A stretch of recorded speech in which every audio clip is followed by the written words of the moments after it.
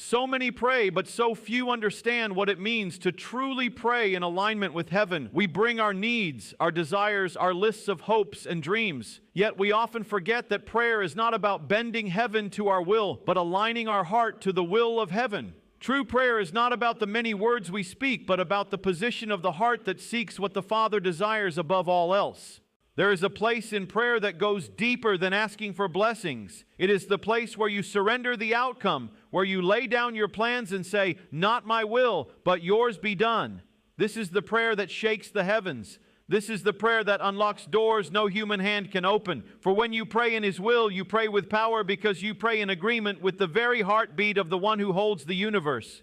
When most people think of prayer, they imagine a list of requests, things they need, problems they want solved, desires they hope will come true. But true prayer goes far deeper than a wish list whispered into the heavens. It is not about convincing God to bend His perfect plan to match our imperfect desires. Real prayer is about stepping into alignment with a will that is higher, wiser, and far more loving than our own. This is where so many miss the true power of prayer. They think prayer is about getting what they want, when in fact the real miracle is being drawn into what is best, even when they don't fully see it. When you understand that prayer is alignment, not persuasion, everything changes. The burden lifts off your shoulders. You no longer have to carry the anxiety of trying to twist heaven's arm. You are not wrestling with a distant force that might be reluctant to bless you. Instead, you realize that the one who invites you to pray is the same one who knows the end from the beginning. He sees what you cannot. He knows what you do not. And He wants your life to unfold according to a plan that is far greater than anything you could write on your own.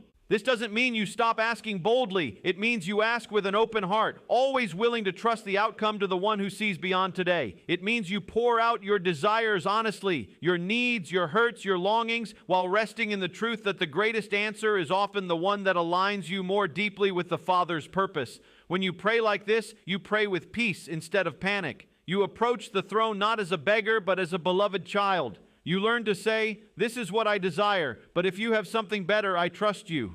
It is in this posture that real power flows. Prayers aligned with divine will have weight. They move mountains, break chains, and shift things in the spiritual realm that human strength could never touch. They come from a surrendered heart, and a surrendered heart is unstoppable. It does not pray from fear, but from faith. It does not cling tightly, but lifts open hands to the sky, believing that what comes from above will always be what is needed most.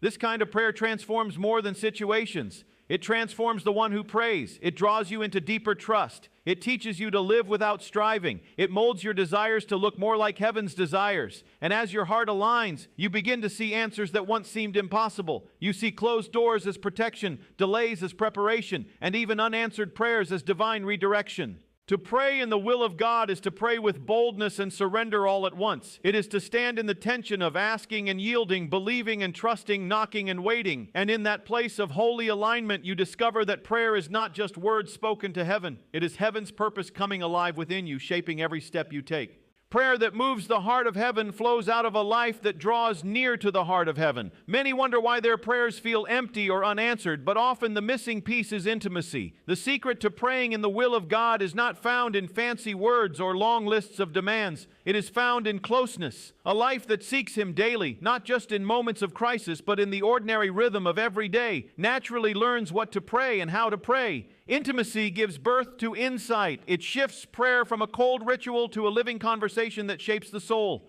When your relationship with God is distant, your prayers can become shallow echoes of your own limited understanding. They are easily swayed by fear, emotion, or what you think is best in the moment. But when you spend time in the quiet place, listening instead of only speaking, you begin to know His voice. His thoughts gently nudge your own. His desires replace shallow cravings. The more you know His heart, the more your heart beats in rhythm with His. This closeness is not something forced. It grows with daily choosing to seek Him. It is choosing to be still when the world is loud, to shut out distractions and listen for the whisper that guides you deeper. It is reading His Word not as a duty, but as a window into His nature. It is worshiping not just with songs, but with a life that says, "Here I am, speak to me, shape me, use me." In that space, you find the prayers you used to pray begin to change. Instead of praying only for what you want, you start praying for what He wants.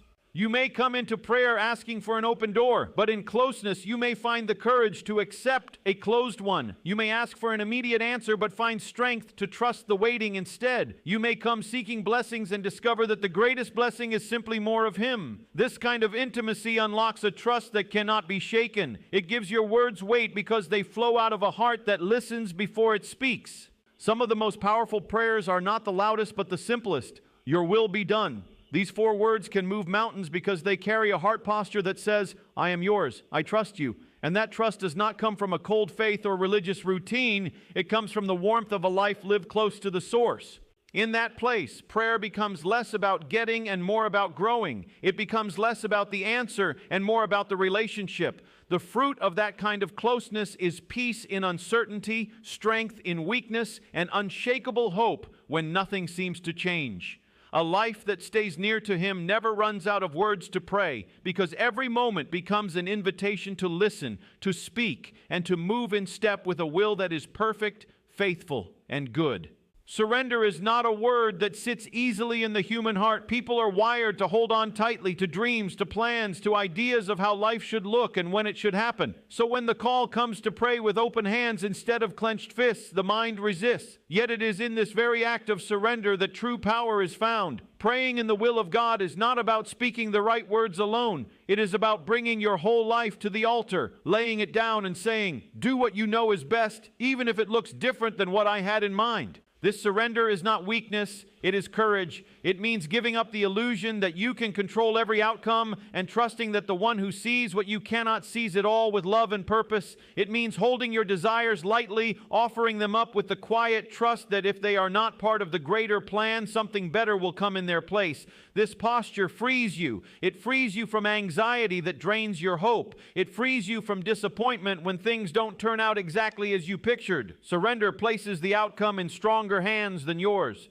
When you pray like this, your words carry a different spirit. You still bring your needs, your struggles, and your longings to God, but underneath every request is the unspoken, unwavering trust that says, you choose what's best. This does not mean you pray passively or without passion. It means you pray boldly, yet trust fully. You pour out your heart, but you do not cling to how it must be answered. You trust that closed doors can be gifts and that silence can be protection. Surrender in prayer is a daily choice. It doesn't always feel natural. Some days you will want to grab your plans back and force your own way. But each time you lay them down again, your faith grows deeper roots. You begin to see that surrender is not losing. It is gaining a peace the world cannot give. It is resting, even in the unknown. It is breathing deeply, knowing you do not carry the burden of figuring everything out alone. Through this kind of surrender, prayer becomes more than words. It becomes a living trust. It becomes a declaration that no matter what tomorrow holds, you will stand firm, unshaken, and unafraid. You will ask, but you will trust. You will knock, but you will wait. You will dream, but you will yield. And when the answers come, whether they match your plan or look completely different, you will see the beauty that only surrender can reveal, that you are exactly where you are meant to be, and that what unfolds is better, wiser, and more perfect than anything you could have forced with your own 2 hands.